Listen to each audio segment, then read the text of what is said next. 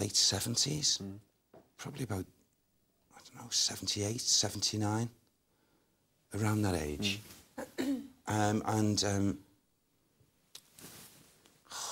Why would she have done that? I don't know at this moment, Ev, I really don't.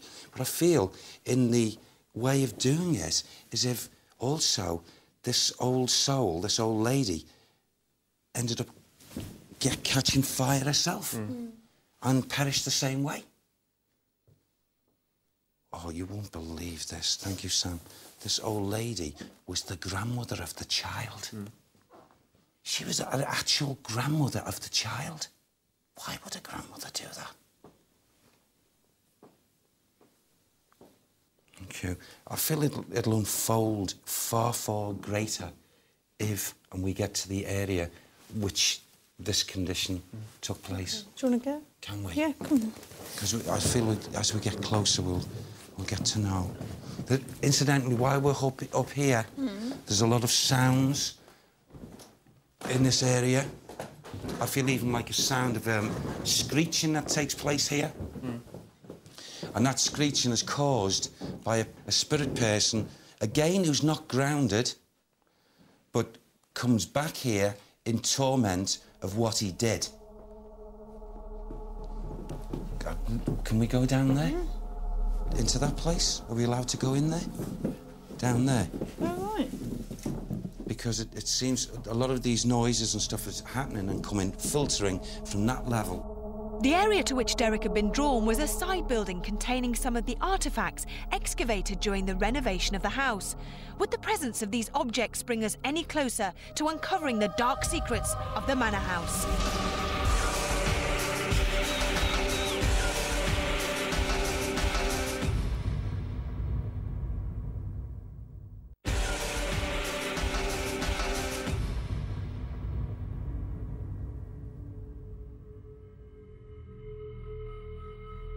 Derek had already picked up on the deaths of an old woman and a little girl by fire, as well as the presence of a male soul in torment.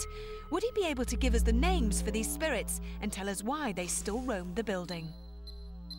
I was aware a little bit earlier on, and still am now, with the residual energy of a person who was, first of all, struck down in this area, found themselves in a lying position, and I feel, just, if I can use that word, rendered unconscious, and was actually, the person who did this had full intentions of not just rendering the person unconscious, but to actually do them naturally bodily harm. In other words, wanted to kill them, kill that person. Right.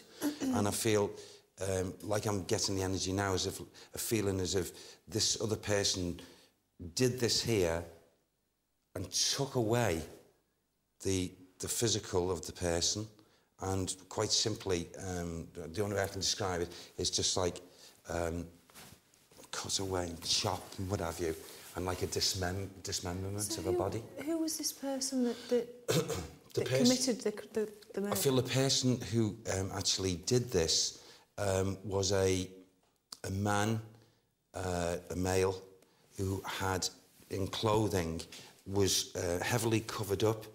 It's like a cape, gown, whatever. And I feel a very, very gaunt-looking, very drawn-looking soul. I am aware, however, now of the shoes or the footing, and it seems to, whether I'm describing this, it's like as if he's got a buckle across these shoes, but they weren't shoes, they were like a boot, but they were, most of the boot was covered up. But I'm very aware, for some reason, of these big buckles around my feet. It's like as if, at one point, he's looking down as he rendered this to the person unconscious, thinking what he's going to do. And I feel, without a doubt, the cutting up of a physical torso, cutting up, and it, you know, taken away. And there's an area in which this person's remains, I feel, is still about. And it's not been discovered, even to this day. The person was rendered unconscious, and whilst in that state was dragged off the physical, out there. And then I feel, in fact, I could be led to it, where this cutting up and the chopping up of the physical, the torso. Is this inside the building that this happened, are you saying? I feel that, no, not actually inside. I feel the person was trapped in this area, rendered unconscious, physically dragged. Well, let's go out through and there. see where you feel you're drawn to.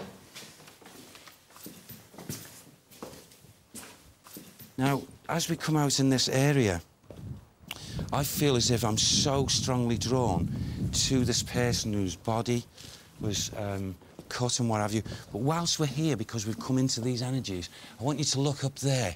Oh, yeah. See, there's a window. Yeah. I'm just drawn up to there. And as if, I would say, this little girl that I was picking up earlier on. You mentioned the window, didn't you? Yeah, up there. Right.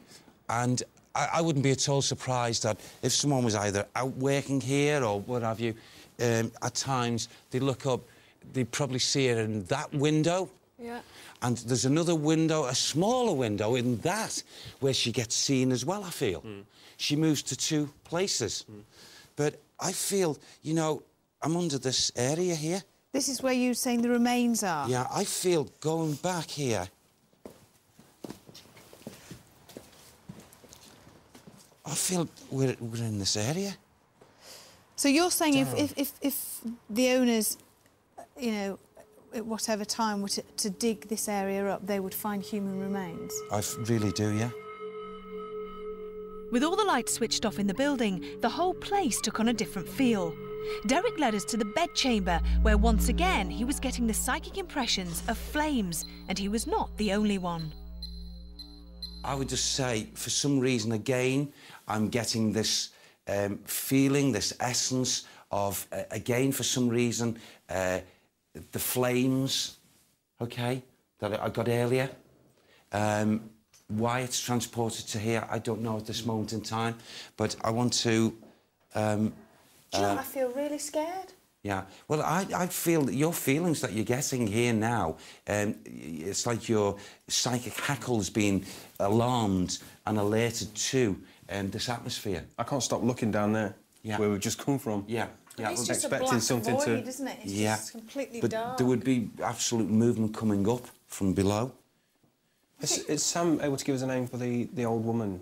Hold on, come on a second. Who? Say it again, Sam, as you're asking. Sorry, Phil. A second. Right. The little girl that perished within the flames, she wasn't pushed, Right. Now we're in this atmosphere. I feel that it was like there was an accident, it was accidental. It was like too close to... You know, this was a fireplace. It was not.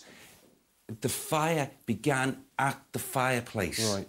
And because the little girl who's fallen, slipped, and I feel this older lady... Little girl's called Emily. Emily? Emily. Okay. That's strange you should mention that. Why? Because the staff here have nicknamed one of the presents as Emily. Well, the little girl's Emily. Right, OK. Any surname? Can you give me the surname of the... You know, and the older lady, the elderly lady, thank you, Sam, he's just given me Sarah. Sarah. And is that still the grandmother? Grandmother to this child. She was trying to save her. By her going forward, I got this feeling, sometimes spirit people do that to me, in a gesture, and I thought, just for them, and I thought, how can a grandmother, you know, but she wasn't trying to save her. And here, that's where the fire started. The engulfing of the flames and what have you, and from the physical torso, then the surrounding area, and it caught, and there was a big fire. So can I just say something? Since we've been here, I've got this feeling on my hand, and it is getting worse, and it feels like... And I know people would say, oh, it's psychological, but I feel like I've been burnt on my hand, just where my little finger is, down the side here, onto my wrist, and it feels like someone's poured, like boiling hot water, just there, and it's so tender. Yeah. And I don't know what that is or why. Right, well, often this occurrence takes place, it's a natural occurrence. You're a female,